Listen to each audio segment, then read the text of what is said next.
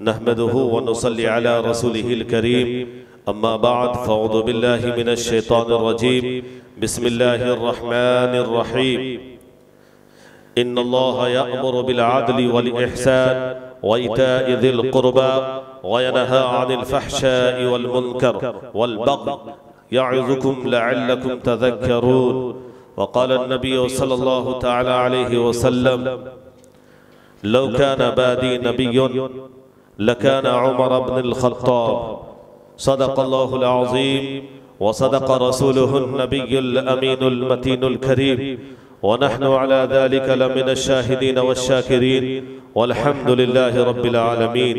मैं इस शेर से अपनी तकरीर का आगाज़ करूँगा कि मोहम्मद से वफ़ा तूने तो हम तेरे हैं, कि मोहम्मद से वफ़ा तूने तो हम तेरे हैं। ये जहां चीज है क्या लौहो कलम तेरे हैं, ये जहां चीज है क्या लौहो कलम तेरे हैं।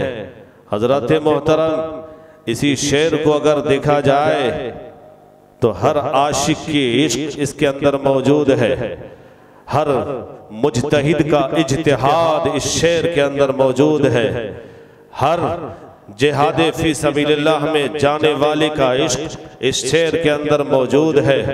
और हर वो इंसान जो दुनिया में कुछ कामयाबी हासिल करना चाहे और चाहे कि मेरा रब मेरे आमाल को देखकर खुश हो जाए, मेरा रब मुझसे राजी हो जाए, तो उसको भी इस शेर में अपने अंदर, उसको भी इस शेर के अल्फाज पर गोते लगाने होंगे और इस शेर के मिस्दाक अपनी जिंदगी को ढालना पड़ेगा।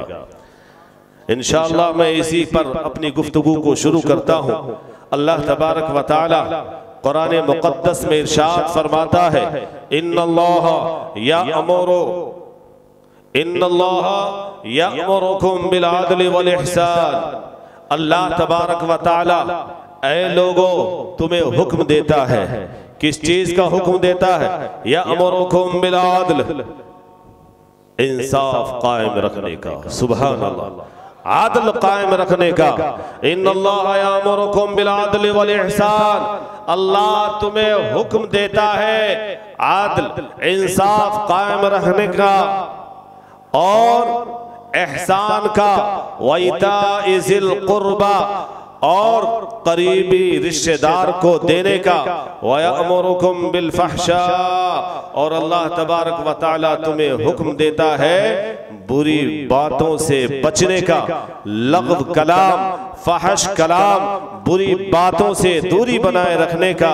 लअल्लकुम तज़क्करून, ताकि तुझे कुछ नसीहत हासिल हो। मेरे मोहतरम बुजुर्गों, दोस्तों, अल्लाह के प्यारे हबीब जनाब मुहम्मदुर रसूलुल्लाह सल्लल्लाहु तआला अलैहि वसल्लम इरशाद फरमाते हैं लौ काना बादी नबिय्युन लकाना उमर। मैं इस पर जाने से कब्ल एक गुफ्तगू आपके गोशे गुजार कर देना चाहता हूँ कि जिस तरीके से मेरे नबी तमाम अंबियाओं के इमाम हैं, जिस तरीके से अल्लाह तबारक व तआला ने अपने महबूब जनाबे मुहम्मदुर रसूलुल्लाह सल्लल्लाहु अलैहि वसल्लम को बहुत सी खुसूसियात से नवाजा, आपको वो अता फरमाया जो आपसे पहले किसी नबी को नहीं अता फरमाया। इसी तरीके से अल्लाह ने नबी के सदक़े तवस्सुल से इस उम्मत को भी कुछ खुसूसियात अता फरमाई है जो इस उम्मत को अता किया गया है, वो बकिया किसी उम्मत को अता नहीं किया गया। इस उम्मत के खुसूसियात में से क्या है?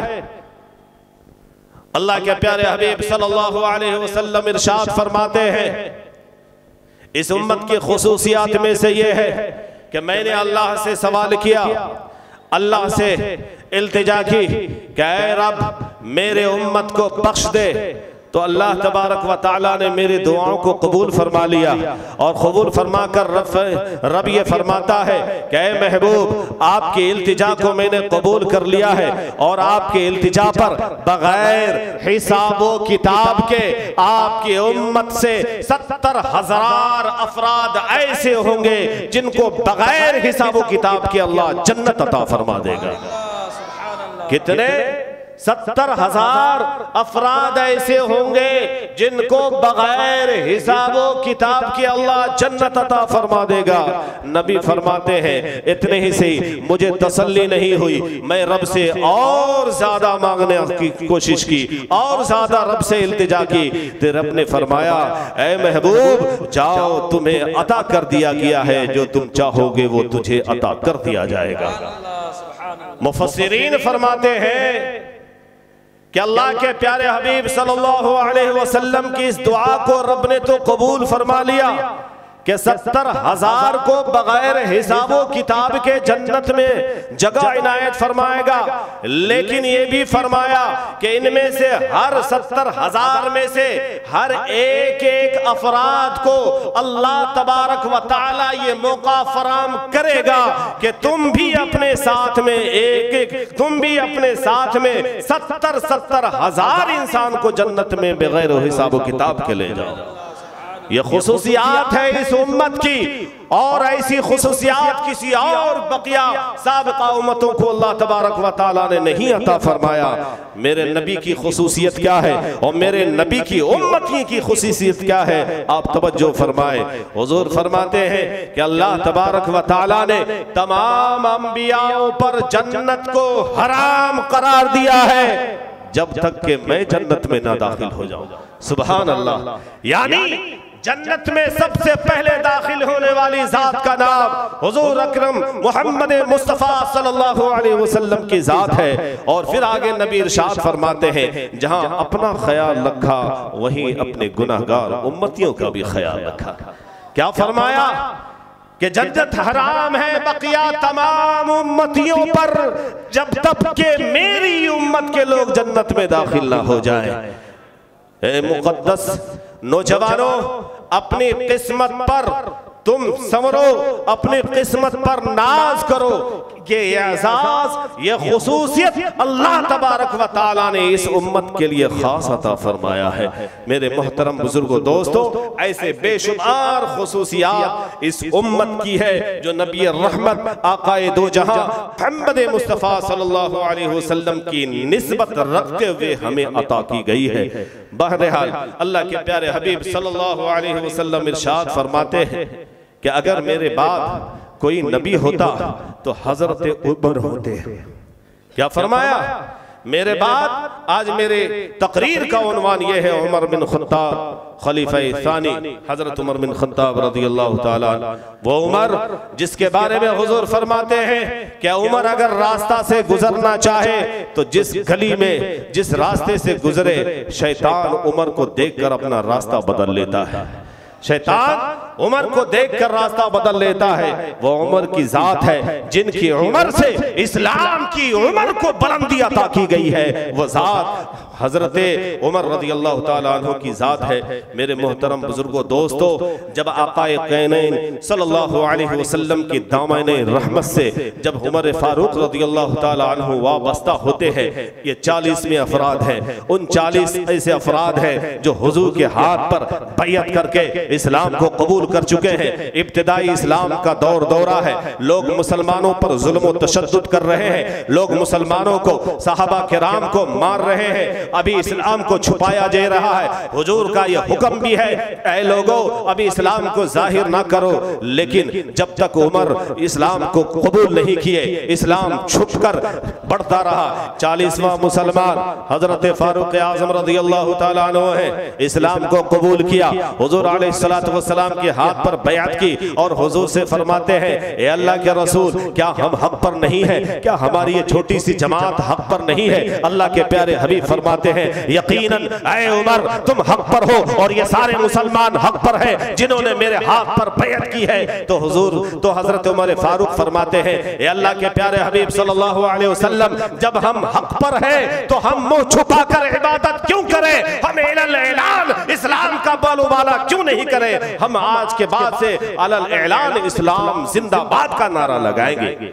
तो हुजूर फरमाते हैं कि ए उमर अभी वो वक्त नहीं आया है, अभी हमारी तादाद कम है, जब हमारी तादाद बढ़ेगी तो वो वक्त भी आएगा कि हम अलल ऐलान इस्लाम की तबलीग करेंगे, इस्लाम की इशाअत करेंगे। लेकिन हजरत उमर का दिल मुतमईन नहीं है। हुजूर अलैहिस्सलातु वस्सलाम से फरमाए कि यकीनन हम खाने काबा में, हुजूर हज़रत उमर फरमाते हैं अल्लाह के रसूल मैं आपकी बारगाह में अर्ज कर रहा हूं कि इस्लाम लाने से पहले जिन मुशरिकीन मक्का के साथ मेरा उठना बैठना था, जिनके साथ मेरी दोस्ती थी, जिनके साथ मैं उठता बैठता था, अब मैं इस्लाम कबूल करने के बाद उन्हीं मुशरिकीन के सामने अपने इस्लाम को जाहिर करूंगा, मैं छुपाऊंगा नहीं। और फिर दो सफ बनाई जाती है, एक के अमीर हजरत अमीर हमजा रज़ियल्लाहु ताला अन्हु और दूसरे हजरत फारूक आजम रज़ियल्लाहु ताला अन्हु, और वहां से सब बनाकर ये पहली मर्तबा है कि खाने काबा में हुजूर अलैहिस्सलातु वस्सलाम की मौजूदगी में मुशरिकीन मक्का चारों तरफ से मीटिंग कर रहे हैं, बैठे हुए हैं। उमर आए और कहा कि आज मैं ये ऐलान करता हूं कि उमर भी मोहम्मद मुस्तफा का कलमा पढ़कर मुसलमान हो गया है, उमर भी मुसलमान हो गया है और अलल ऐलान मैं नबी का कलमा पढ़ता हूँ। और कलमा पढ़ के अपने इस्लाम की गवाही दी। वो शान है सैयदना फारूक आजम की। मेरे मोहतरम बुजुर्गों दोस्तों, अलल ऐलान खाने काबा में मुशरिकों की मौजूदगी में हुजूर अलैहिस्सलातु वस्सलाम की सफ में आपने नमाज अदा फरमाई, लेकिन किसी मुशरिक को यह हिम्मत नहीं है कि बढ़कर उमर के दामन को पकड़ ले, उमर के गिरबान को पकड़कर पूछे कि उमर तुमने नमाज क्यों अदा की? किसी की हिम्मत नहीं। वही उमर फारूक रज़ियल्लाहु ताला अन्हु है जिनके शुजाअत, जिनके बहादुरी के किस्से पढ़ पढ़कर माएँ अपनी औलादों को बड़ा करती हैं। वो उमर फारूक रज़ियल्लाहु ताला अन्हु का दौरा है। मक्का की सरजमीन से हिजरत करके मुसलमान जा रहे हैं मदीना शरीफ, सारे लोग छुप छुपा कर जा रहे हैं। जब उमर की बारी आती है, मयान में तलवार रखा और तलवार रखने के बाद जाकर खाने काबा में जितने भी बैठे हुए मुशरिकीन थे सबसे जाकर ये अलल ऐलान कहते हैं कि ऐ मुशरिकीन की जमात, मैं उमर बिन खत्ताब हूँ, मैं मक्का शरीफ से हिजरत करके नबी पाक सल्लल्लाहु अलैहि वसल्लम के बताए हुए रास्ते पर मदीना जा रहा हूँ। अगर तुम में से किसी की माँ ने दूध पिलाया है तो उमर का रास्ता रोक कर देख, उमर को रोक कर देख। अगर तुम अपने बीवियों को बेवा करना चाहते हो, अपने बच्चों को यतीम करना चाहता हो तो उमर का रास्ता रोक कर बता। कल ये ना कहना कि उमर छुपकर हिजरत कर गया, उमर ने चेहरा छुपाकर रात की तारीकियों में मक्का छोड़कर मदीना चला गया। उमर अलल ऐलान कह रहा है कि उमर जा रहा है, तुम में किसी की मां ने दूध पिलाया है तो उमर का रास्ता रोक कर बताओ। यह है शान फारूक आजम।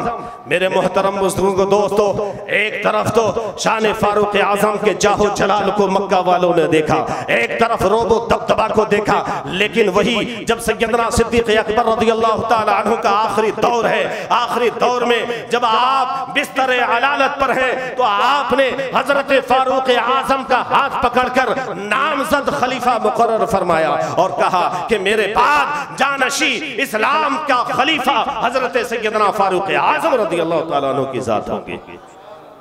बाद सहाबा ने, बड़े बड़े जय सहाबा ने इत्तेफाक राय किया।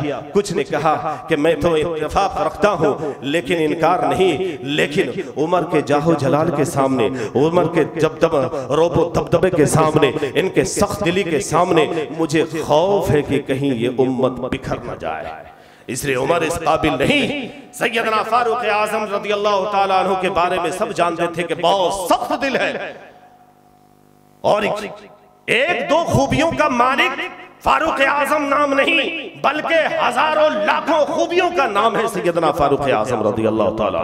इब्तिदाई इस्लाम में मक्का में टोटल पढ़े लिखे हुए की तादाद 17 थी। उन 17 में पढ़े लिखों में अगर नाम आता था तो सैयदना फारूक आजम रज़ी अल्लाह ताला अन्हु का भी नाम आता था। सैयदना उमर फारूक रज़ी अल्लाह ताला अन्हु के बारे में हजरत अबू बकर ने फरमाया कि ऐ लोगो, ऐ मेरे लोगो, ऐ लोगो, ये बात तो सही है कि उमर बहुत तेज दिमाग के हैं, बात बात पर तलवार मियान से निकल जाती है, लेकिन जब खिलाफत का बोझ पड़ेगा तो उमर नरम पड़ जाएंगे। ये किन के अल्फाज थे?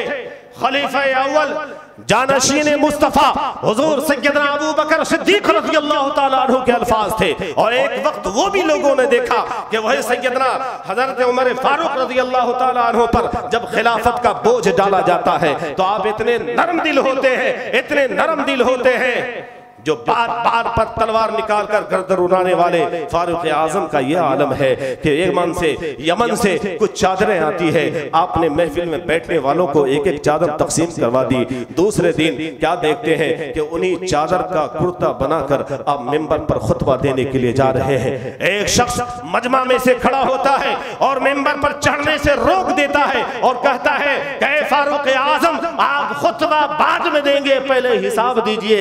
आपने एक एक चादर लोगों को बांटी है और मुझे पता है कि एक चादर में कुर्ता नहीं बन सकता, तो ये जो कुर्ता आपने पहन रखा है ये कुर्ता कहां से आपका बना? अल्लाहु अकबर। सैयदना फारूक आजम रज़ियल्लाहु ताला अन्हु मिंबर से उतरते हैं और कहते हैं कि मेरा तुम्हारे इस सवाल का जवाब मेरा बेटा अब्दुल्ला देगा। अब्दुल्ला खड़े होते हैं और अर्ज करते हैं कि लोगों, महफिल में मैं भी था, एक चादर मुझे भी अता की गई थी, इसलिए मैंने अपना चादर भी बाबा जान को दे दिया है।